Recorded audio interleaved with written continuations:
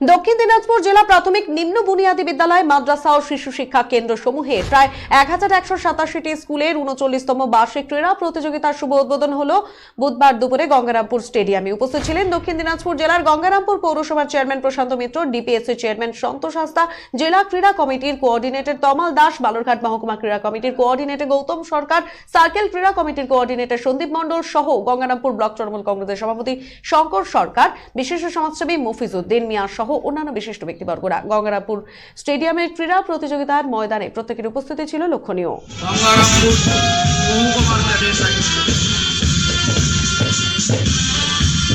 এখন অভিবাদন জ্ঞাপন করছে গঙ্গারামপুর সাব ডিভিশনের প্রতিযোগীরা। অভিবাদন গ্রহণ করবার জন্য দাঁড়িয়ে আছেন আমাদের এখানে দক্ষিণ দিনাজপুর সংসদের সভাপতি মাননীয় শ্রী সন্তোষ হাসদা মহাশয় উপস্থিত আছেন।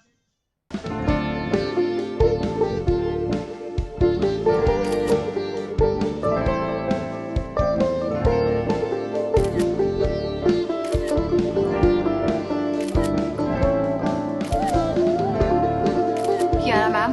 Shot ready. Just 1 second, huh?